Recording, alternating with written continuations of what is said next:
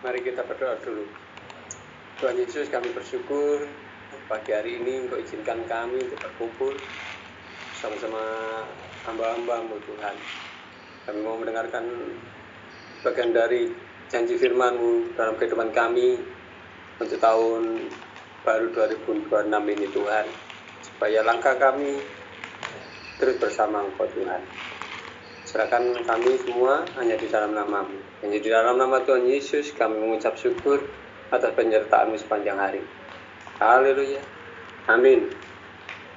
Shalom. Selamat tahun baru, selamat Natal untuk kita semua. Bapak Leo, bagaimana kabar? Luar biasa. Puji Tuhan. Saudara-saudara, saya akan membagikan renungan untuk kita melangkah di awal tahun ini. Saudara yang terkasih, saya minta tolong nanti ada yang membacakan bagian dari firman Tuhan. Kita akan baca di dalam Yohanes 3 ayat 16. Karena di dalam nuansa Natal kita akan membaca ini. Yohanes 3 ayat 16, kita akan baca bersama-sama. 1, 2, 3. Karena begitu besar kasih Allah akan dunia ini, sehingga Ia telah mengaruniakan anaknya yang tunggal, supaya setiap orang yang percaya kepadanya tidak binasa, melainkan beroleh hidup yang kekal. Seringkali kita hamba-hamba Tuhan sampai hafal di dalam Yohanes 3:16 ini, dan kita terus bawa di dalam khotbah-khotbah kita. Saudara, Yohanes 3:16 ini kemarin saya pakai tema, saya buat tema di Tengger kemarin yang menyampaikan juga Bapak Pendeta Imam. Terima kasih juga atas pelayanan beliau yang ada di Tengger kemarin. Saudara, satu hal yang kita perlu tahu di dalam ayat ini dan kita kupas bagian demi bagian supaya menjadi berkat bagi kita, supaya tidak terlewat berkat-berkat Tuhan yang kita bawa sampai kita pakai sebagai bekal untuk memasuki tahun 2026 ini. Yang pertama adalah karena begitu besar kasih Allah. Saya ambil di bagian poin ini adalah bagaimana kebesaran Allah, kebesaran Tuhan kita, kebesaran Allah yang mengasihi kita. Siapa yang dapat mengukur kebesaran Allah? Tidak ada, saudara, yang bisa mengukur kebesaran Allah. Sampai Dia merelakan kasih, Dia memberikan kasih-Nya. Kasih Allah, kasih manusia terbatas, saudara. Kasih kita terbatas, manusia terbatas. Tetapi dengan kita melihat di dalam ayat ini kebesaran kasih Allah, karena begitu besar, sangat besar sekali, tidak ada batasnya. Kasih Allah tidak ada batasnya, saudara. Siapapun itu orangnya, kalau kita berkata kasih, mungkin ada batasnya. Tetapi kalau kita melihat kasih Tuhan, kasih Allah ini sangat besar dan luar biasa, tidak ada yang bisa mengukur. Karena itu, karena kebesarannya itu, Dia memberikan, rela memberikan anaknya yang tunggal. Nah, ini dikatakan bahwa kasih akan dunia ini, kasihnya kepada siapa? Diberikan kepada siapa?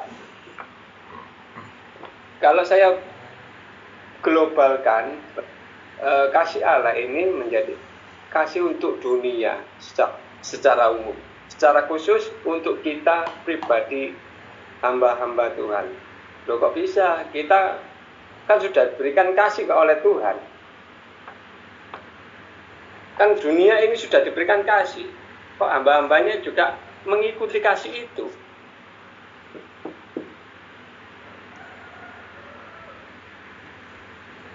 Dunia ini sangat luas dan membutuhkan kasih Allah.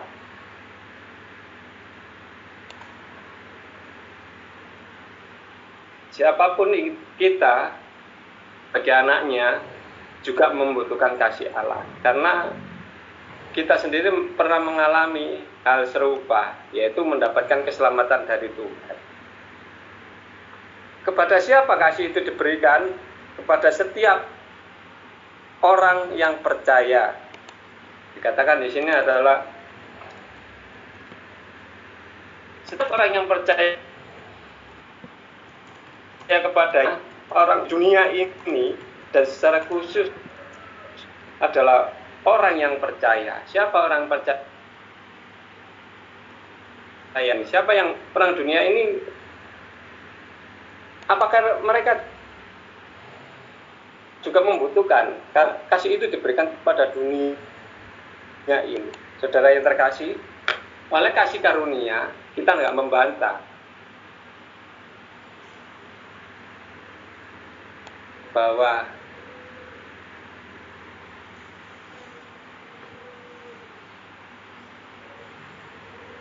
kehidupan kita. Oke, saya bacakan dulu di sini.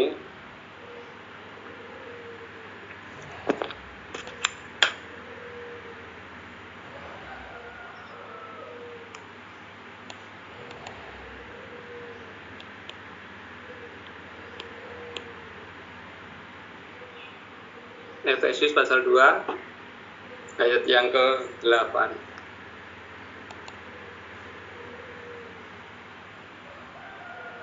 Sebab karena kasih karunia kamu diselamatkan oleh iman. Itu bukan hasil usahamu, tetapi pemberian Allah. Amin. Saudara yang terkasih, saya tahu bahwa saudara-saudara mempunyai jabatan, mempunyai kedudukan, mempunyai tanggung jawab sebagai hamba Tuhan, tanggung jawab sebagai orang-orang yang sudah dipercaya Tuhan. Oleh sebab itu katakan sekali lagi, karena kasih karunia kita diselamatkan oleh iman, bukan hasil usaha. Artinya saudara, kita terapkan di dalam kehidupan kita apapun yang menjadi kepercayaan yang dipercayakan Tuhan dalam kehidupan kita, bukan hasil usaha kita, tetapi kasih karunia. Saya kemarin kesaksian saudara di Tengger,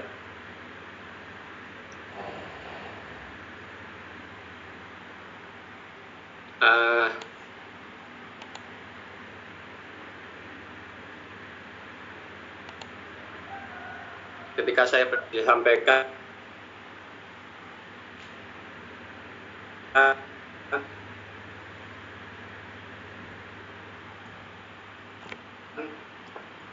dia seorang guru, bahkan pernah jadi dosen. Ketika saya tanya beliau, Pak, harusnya kita hamba Tuhan beberapa tahun harus ada perkembangan. Ketika saya ngomong seperti itu, saya sampaikan, bagaimana Pak, kok jemaatnya kok masih 2 gitu. Padahal kemarin-kemarinnya banyak, hanya 2 yang hadir. Seperti itu. Beliau katakan seperti ini, Mas Gadang, bayar saya berapa? Bayar saya berapa? Kok tanya seperti itu? Terus ketika saya ngomong sama dia juga, kan ini tanggung jawab kita sebagai hamba Tuhan.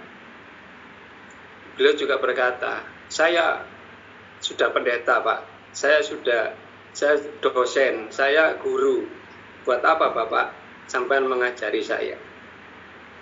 Saya perhatikan perkataan seperti ini dan saya bandingkan dengan firman Tuhan yang kita dengar pagi hari ini.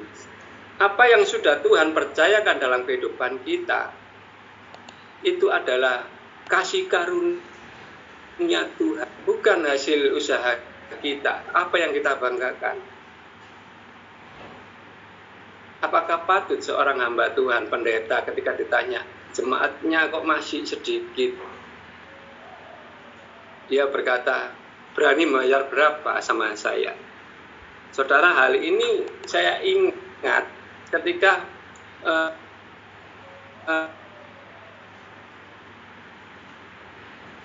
gembala kan, itu tidak relevan di hadapan Tuhan.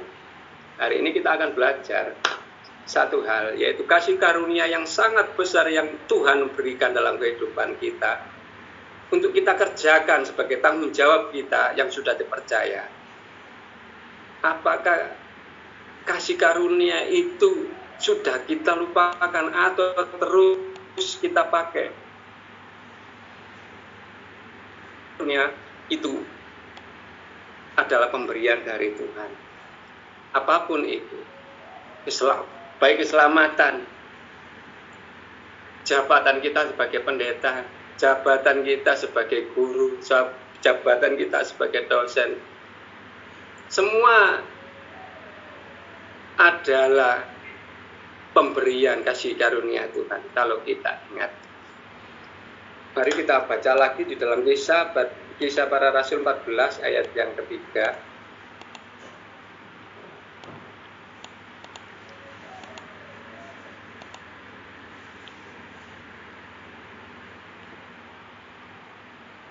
Kisah 14 ayat yang ketiga.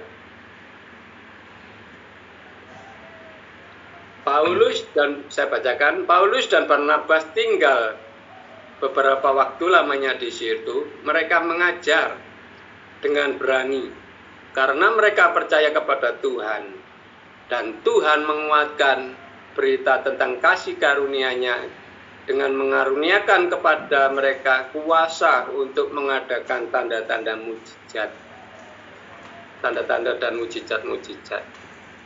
Saudara, kembali di sini diingatkan kepada kita semua.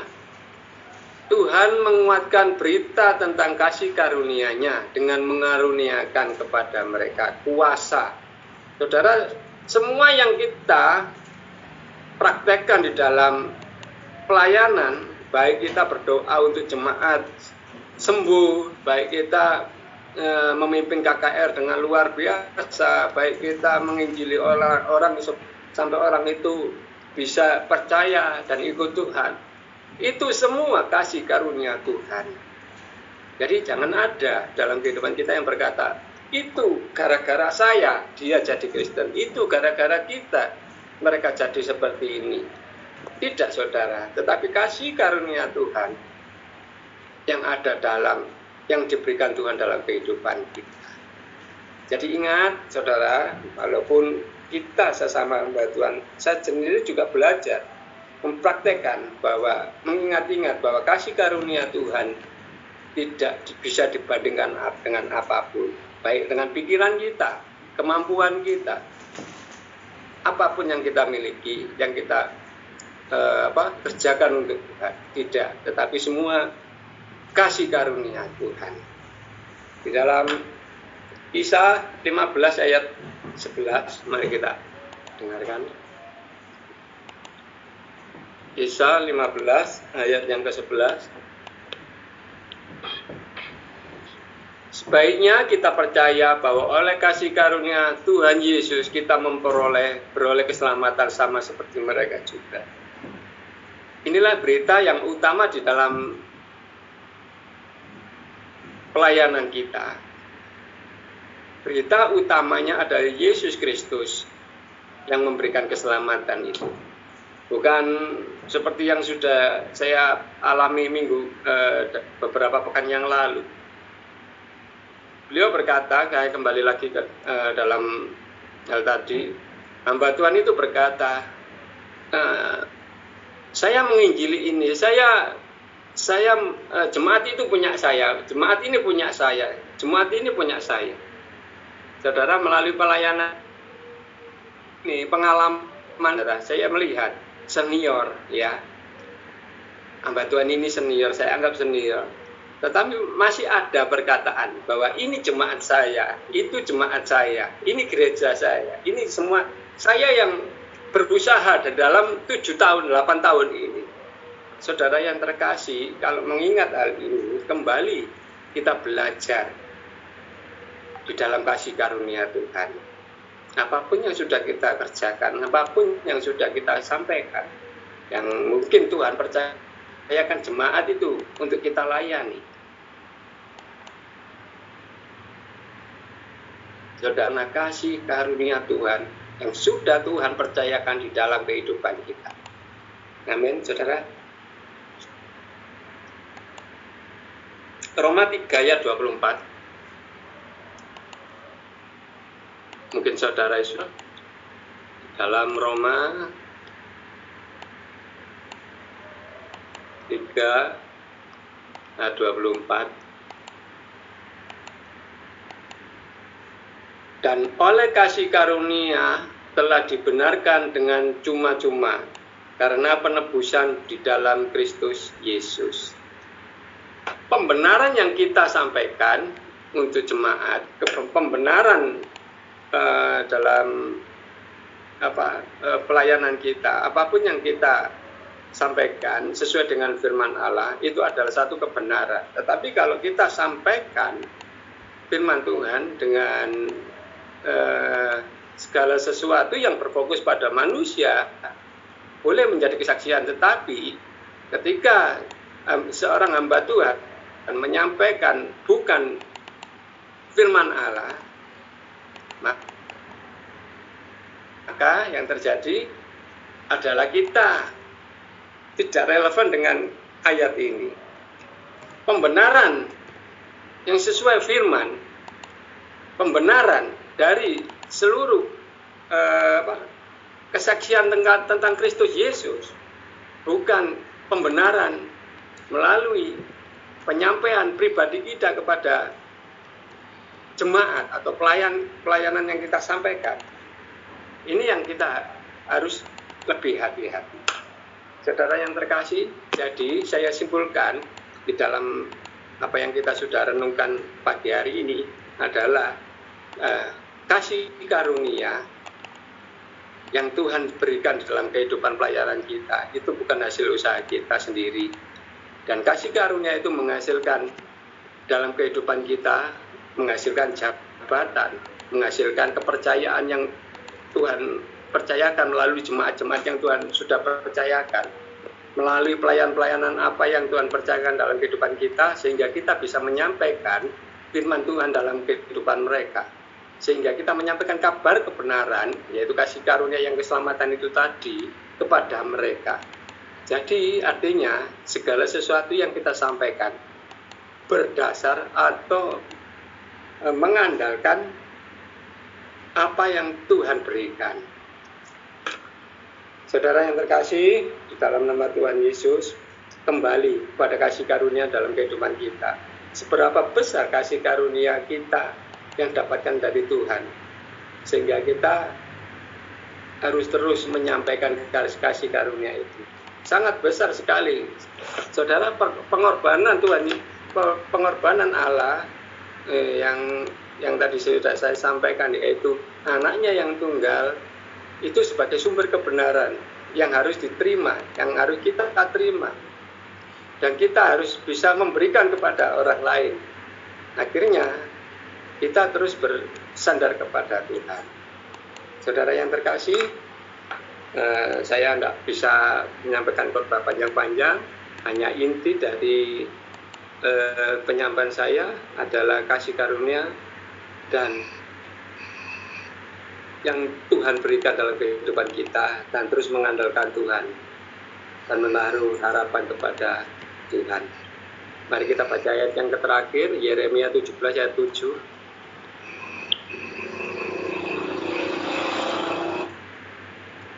Yeremia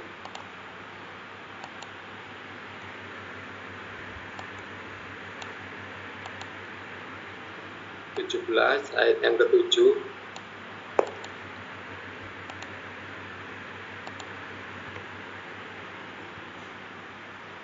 Satu hal yang kita dapatkan pagi hari ini, bahwa kebenaran, kebesaran kasih Allah melalui kasih karunia yang Tuhan dalam kita sadari bahwa kita tidak bisa memberikan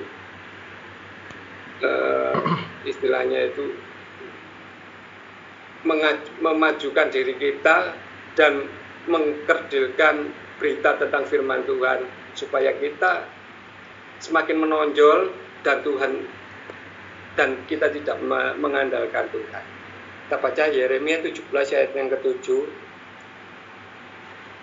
Diberkati Allah orang yang mengandalkan Tuhan, yang menaruh harapannya kepada Tuhan. Saudara, ini yang menjadi bekal kita di dalam tahun 2026 ini, kasih karunia Allah yang begitu besar dalam kehidupan kita, yang sudah kita rasakan. Mari kita sampaikan dengan benar, bukan dengan kesombongan kita, bukan dengan apa yang kita punyai, tetapi kita terus mengandalkan Tuhan, karena Tuhan adalah segala-galanya. Yesus adalah segala-galanya. Amin. Itu saja yang bisa saya sampaikan. Biarlah melalui ayat-ayat ini yang sudah kita renungkan, terus kita mengandalkan Tuhan, yang menaruh harapan kita kepada Tuhan sepanjang tahun ini. Kita manusia tidak bisa, kita lemah. Mungkin umur kita besok atau 1 jam lagi atau 2 jam lagi kita selesai, kita dipanggil Tuhan. Tetapi orang yang mengandalkan Tuhan, menaruh harapan Tuhan, kita yakin dia akan seperti pohon yang ditanam di tepi air, yang merambat akarnya di tepi batang air, mengalami segala musim di dalam Tuhan. Amin. Itu saja yang saya sampaikan. Biarlah renungan singkat ini menjadi kekuatan kita untuk terus maju di dalam Tuhan. Saya kembalikan kepada Bapak Imam. Tuhan memberkati.